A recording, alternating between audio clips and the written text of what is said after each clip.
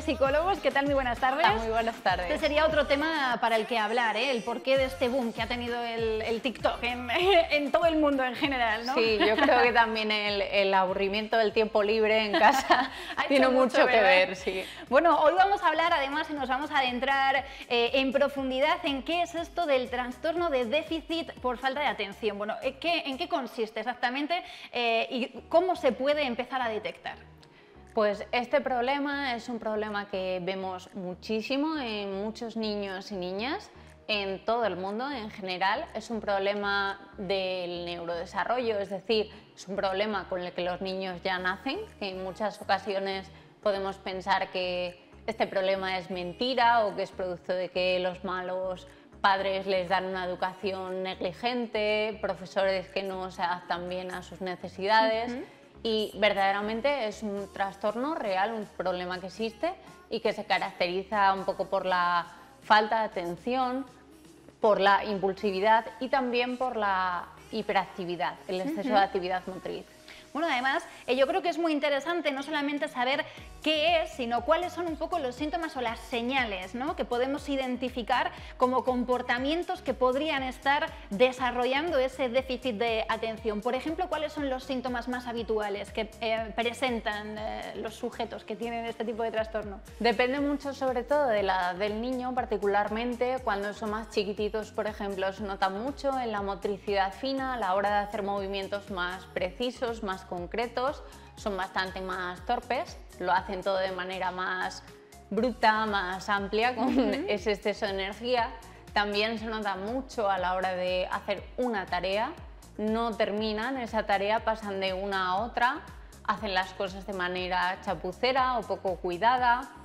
Los profesores, de hecho, en muchas ocasiones pueden decir que sacan malas notas porque no se esfuerzan, que son muy inteligentes, pero que no estudian lo suficiente, que no muestran suficiente interés.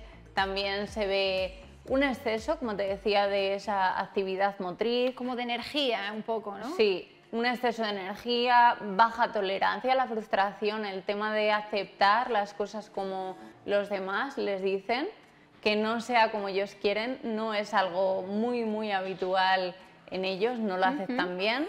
Y también suelen tener bastantes conflictos, bastantes problemas con los demás. ¿En qué edades se manifiesta más o se puede empezar a detectar y afecta más a los niños que a las niñas o al revés o por igual?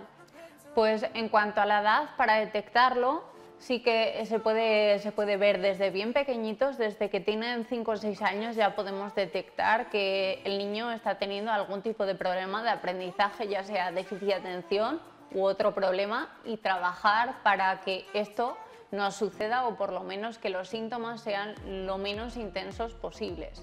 Además de esto, también podemos decir por diferentes estudios que se han hecho que se ve más en niños que en niñas. Mira. Y luego, cuando son adultos, en la etapa adulta de la vida, sí que se ve por igual en un sexo que en otro.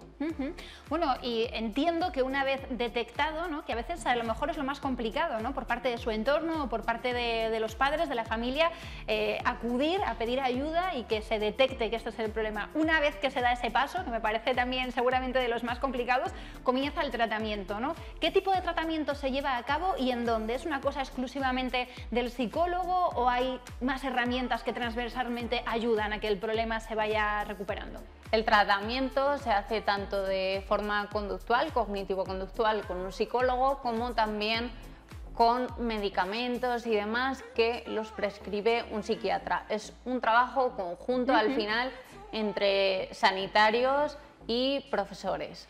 ¿Y en algún momento se supera al 100%? Porque bueno, yo sí conozco gente que me ha dicho que de pequeño lo tenía. Yo tenía déficit de atención cuando era pequeño. Bueno, y llega un momento en el que realmente se supera. Eso se en deja determinadas de tener. ocasiones sí que se deja de tener, pero bueno, hay muchas que la edad adulta persiste y se puede ver gente con este problema que tiene falta de atención, que, como te decía antes, hacen las tareas rápidas, no se concentran en una sola, las dejan sin acabar. También podemos ver que se da un abuso de sustancias tóxicas, el tema de las drogas es algo frecuente en personas que tienen esto en la etapa adulta y sobre todo padeciendo ansiedad. muchísimos casos. Fíjate.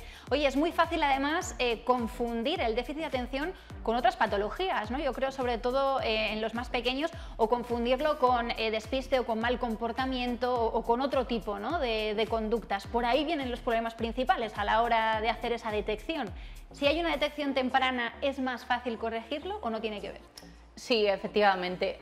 Si hay una detección temprana es mucho más sencillo que los síntomas desaparezcan o por lo menos la persona los controle lo máximo posible para que le generen los menos problemas posibles.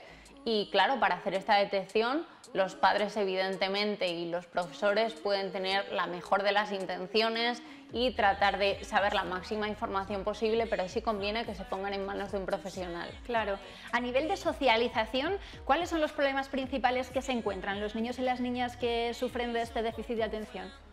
Los niños y las niñas que tienen este problema a la hora de relacionarse con los demás, pues no toleran que los demás no sigan sus normas, que los demás no hagan lo que quieren, y muchas veces este exceso de actividad es una forma particular de actuar y no todos lo entienden y genera mucho malestar en la persona porque no se ve comprendida por los demás. O sea que incluso en las relaciones que tiene con los otros, ¿no?, en su manera de socializar y de jugar, se pueden también ver este tipo de comportamientos, ¿no?, que nos den esas señales de decir, uy, a lo mejor esto está derivando, aquí se está desarrollando un problema mayor, ¿no?, de lo que pensamos que puede ser. Efectivamente, o sea, ellos tienen su forma de hacer las cosas, su forma de jugar, y si no te adaptas a esa forma de jugar o de hacer las cosas, no les parece del todo bien, y precisamente esto lleva a aislarse, a no tener una adecuada relación con los iguales, y que este problema, pues evidentemente perdure en el tiempo y cada vez se haga más grave. Fíjate, ¿y cómo hay que actuar con ellos desde casa, desde el colegio? ¿Cuál es la manera correcta, ¿no? Porque entiendo que esto no solamente es el tratamiento que se hace y las sesiones y tal, sino que en tu propio entorno debe de haber cosas a lo mejor pues, que no se deben de permitir o que no se deben de dejar pasar de un determinado punto, ¿no? Efectivamente, lo mejor que podemos hacer ante un niño que tiene este problema para ayudarle es tratar de estructurar su rutina, su día a día, y que tenga un poco más de predictibilidad, por así decirlo, en sus tareas, ¿vale? Que tenga una rutina fija que seguir, que él tenga un orden en su vida y que sea capaz de hacerlo de manera autónoma. Bueno, estamos viendo además aquí detrás algunas palabras pues, relacionadas, ¿no?, con lo que puede ser el TDA, como bueno, pues, los diferentes factores intrínsecos, extrínsecos, la atención, y vemos cromosoma. Esto realmente al final es algo genético, el desarrollo de este tipo de déficit, porque no es solamente externo, es algo al final del desarrollo del sistema nervioso, ¿no?, de la persona que lo padece. Sí, como te decía, es algo innato, o sea, no es producto de la sociedad, de la educación, es algo con lo que una persona ya nace, es un déficit sobre todo de esos neurotransmisores a nivel cerebral y tenemos que empezar a trabajarlo sobre todo con comportamientos, con conductas. ¿Es hereditario? Si alguien en tu familia lo ha tenido, ¿hay más probabilidades de que se vaya a mantener en la familia o no tiene nada que ver con la transmisión genética? Efectivamente, y no solo por el nivel biológico, sino si un padre, por ejemplo, tiene un hijo que empieza a desarrollar este tipo de problemas, este niño va a aprender todo desde su padre, o sea, a modo también de modelado, de aprendizaje por observación también se da. Nos decías antes, en el colegio se suele decir que son muy inteligentes y que no se han esforzado lo suficiente o que no se lo han preparado lo suficiente. ¿Hay una relación también entre la inteligencia y el hecho de padecer este tipo de déficit? ¿Está relacionado? ¿Son personas más inteligentes las que tienen déficit de atención de pequeñas?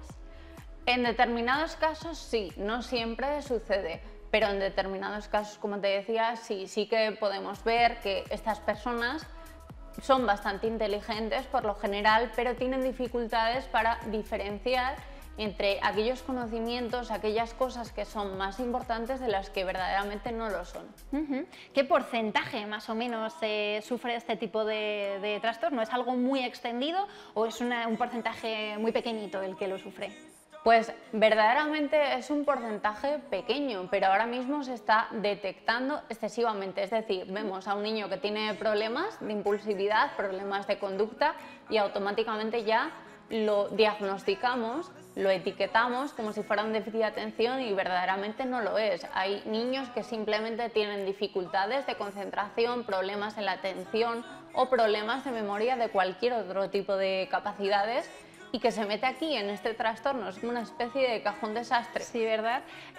¿Cómo es tratar con niños y niñas más pequeños en las consultas de psicología, ¿no? Porque es como que asociamos a que cuando somos más mayores, pues ya nosotros, pues si lo necesitamos, pues vemos lo que nos pasa y tal. Pero a los niños y las niñas, al final, que los llevan, ¿no? Sus familias, entiendo, a la consulta, ¿cómo interpretan ellos ese momento en el que llegan allí para entender qué es lo que está pasando? Me da mucha curiosidad saber cómo es ese momento con ellos.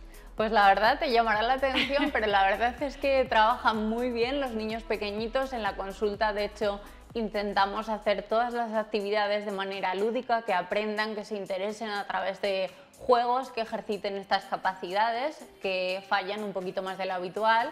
Y ellos la verdad es que se lo pasan fenomenal. Y yo también como psicóloga infantil también, que nadie se imagine al niño tumbado en un diván contando sus problemas, ¿no? O sea, no, por supuesto. Lo que se hace pues son ejercicios, cosas muy prácticas, ¿no? Otro tipo de terapias y de estrategias. Sí, lo del diván lo hemos dejado atrás. Al final son siempre tareas, ¿sabes? Tareas, actividades, juegos, como te digo, que se hacen de manera conjunta o de manera individual, pero siempre supervisados y ayudados. Y por último, me gustaría que nos contaras cómo afecta a las familias cuando este problema se detecta en algún miembro de la familia y cuáles son las claves al final para que esto se pueda superar, porque se hace de una manera muy conjunta también. Sí. Sí, pues a ver, en cuanto a los padres, por ejemplo, de estos niños sí que suelen sentirse sobrepasados, sí que, a ver, este rol como padre se ve muy desgastado, también experimentan mucho desgaste a nivel emocional. ¿Por qué? Porque tienen que estar continuamente supervisando, continuamente pendientes de estos niños, recordar las cosas una y otra vez y en ocasiones pues puede resultar tedioso. Claro. Al final actúan un poquito como profesores particulares, les ayudan en las tareas, están muy encima de ellos y esto, fuera de lo que pueda parecer, no ayuda en absoluto al niño. No, ¿verdad? Fíjate. Como que tendemos a pensar que cuanto más descentrado está el niño, más encima de él hay que estar y a lo mejor va un poco por otro lado totalmente. Todo lo contrario, si nosotros estamos demasiado encima de él, le hacemos las tareas para las que no es capaz de enfrentarse o las que superan un poco sus capacidades, pues al final estamos haciendo que ese niño no aprenda a enfrentarse a los diferentes problemas, conflictos que pueda haber en su vida. Sí, y por último te decía un poco a modo de resumen, ¿cuáles son las claves al final, para tanto como en la detección como para superarlo?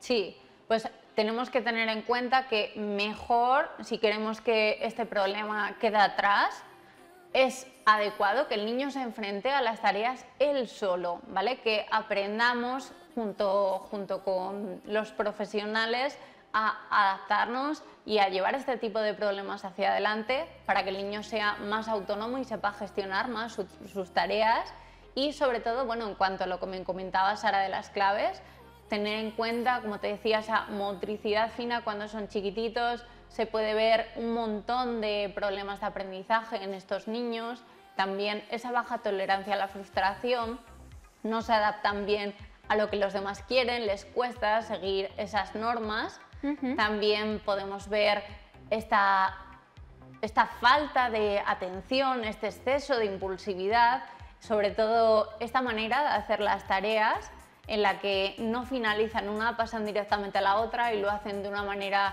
muy sucia, poco interesada, poco cuidada, ¿vale? Y también estos problemas de conducta con los demás cuando se relacionan con el resto de niños y con los mayores es bastante habitual. Bueno, pues estar muy atentos, por supuesto, ¿no?, a esas pequeñas señales que nos pueden hacer ver que se está desarrollando un déficit de atención y teniendo la duda, ¿no?, o a la mínima señal, lo más importante, ponerse en manos de profesionales, contactar, porque no pasa nada, aunque luego resulte que no es, pero ponerse en contacto con vosotras, que se haga una pequeña visita, que se vea y que vosotros evaluéis, que al fin y al cabo sois las que tenéis que evaluarlo, ¿no? Efectivamente, nosotros hacemos una evaluación siempre que un niño llega al centro, en ningún momento hacemos caso de lo que puede parecerles a los profesores, a los médicos. Simplemente queremos nosotros partir de cero y ver cuál es el problema que se puede presentar, porque en ocasiones viene diagnosticado erróneamente, y después de esta evaluación sí que ya tratamos de adaptarnos al caso individual del niño, tanto trabajando con sus profesores, trabajando con médicos de manera conjunta, que este no es un problema que deba de afrontarse solo por parte de los padres, quiero que quede claro. Bueno, pues muchísimas gracias, Tatiana, como siempre, por abrirnos un poco las puertas y los ojos acerca de este problema sobre el que hay mucho desconocimiento, que como tú decías, yo creo que ya en cuanto que un niño está un poco despistado ya tiene déficit de atención, ¿no? Que se utiliza con mucha libertad esta expresión. Bueno, pues que es importante siempre ponerse en manos de profesionales, y para eso nosotros pues contamos aquí con los mejores, con psicólogos, así que gracias una semana más. Muchas gracias a ti. Bueno, continuaremos hablando de muchas